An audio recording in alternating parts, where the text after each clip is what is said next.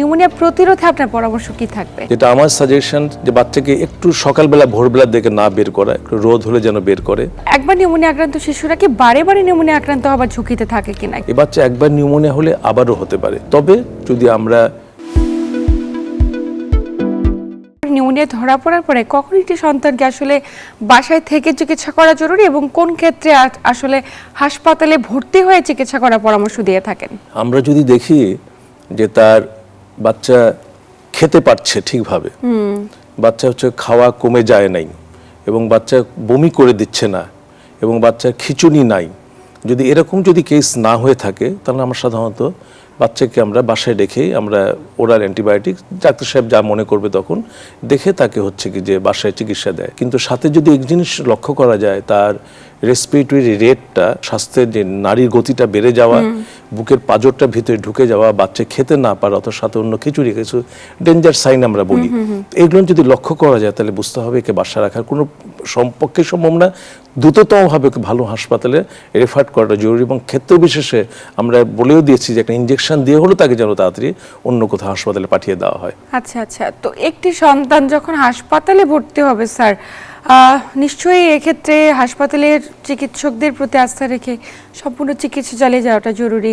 কিন্তু একবার নিউমোনিয়া আক্রান্ত শিশুরা কি বারে বারে নিউমোনিয়া আক্রান্ত হবার ঝুঁকিতে থাকে কিনা একটু জানতে চাই। যদি তার নিউমোনিয়া রোগে আক্রান্ত হয়ে থাকে, তাহলে এই বাচ্চা যদি অ্যাডিকুয়েটলি ট্রিটমেন্ট না নেয়, দেখা যাচ্ছে যে একটা ইনজেকশন দিয়ে আমরা চিকিৎসা করলাম, দেখা 48 to 70 আওয়ার্সের মধ্যে একটা বাচ্চা ভালো হয়ে গেল। মারা কি করে, পুরা কোর্সটা কন্টিনিউ করতে চায় না, যে আমাদের বাসায় কাজ আছে, বাচ্চাটা ভালো, সবচেয়ে বড় অপারগতা। এবং এই ইনঅ্যাডিকুয়েট ট্রিটমেন্টের জন্য বাচ্চা যখন বাসায় চলে যাচ্ছে, তখন আবার এটা প্রকোপটা চলে আসতেছে। আর আরেকটা জিনিস বারে বারে হতে পারে, কিছু যেমন ইমিউনো ডেফিসিয়েন্সি কিছু রোগ আছে, বাচ্চার রোগ প্রতিরোধ কম, এই বাচ্চা একবার নিউমোনিয়া হলে আবারও হতে পারে। তবে যদি আমরা প্রপারলি ট্রিটমেন্ট করা হয় এবং মা যদি যে সমস্ত কারণে যদি বাচ্চা একটু সাবধানে রাখে, তাহলে এই সমস্ত বাচ্চা পরবর্তী পর্যায়ে নিউমোনিয়ার ঝুঁকিটা কমে যায়।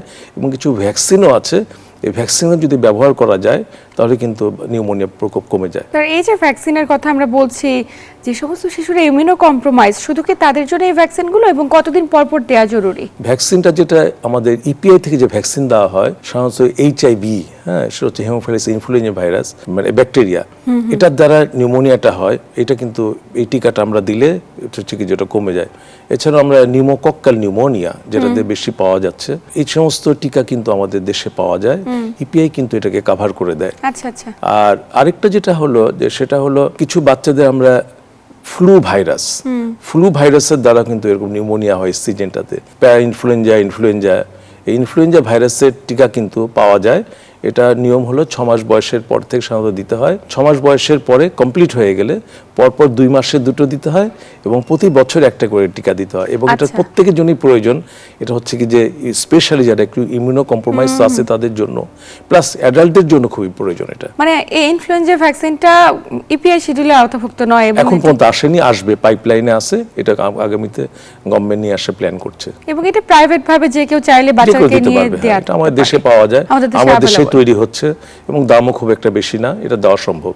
আচ্ছা স্যার, এক্ষেত্রে এই যে নিউমোনিয়া আক্রান্ত হচ্ছে এত বাচ্চা, আমরা অবশ্যই বারবার বলতে চাই যে ভ্যাকসিনগুলো দিয়ে নেওয়ার বিকল্প কিছু নেই, তাহলে হয়তো বা কিছুটা ঝুঁকি থেকে রোধ করা সম্ভব।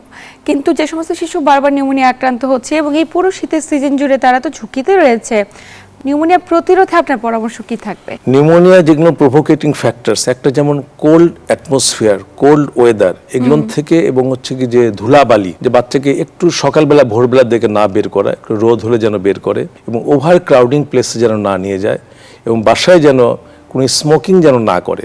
বিকজ হচ্ছে কি যে অনেক সময় বাসায় একটা হচ্ছে কনফাইন্ড প্লেসে মানে হচ্ছে যে অনেকে স্মোক করে এটা কিন্তু হচ্ছে কি যে বাচ্চাদের জন্য ক্ষতি করে।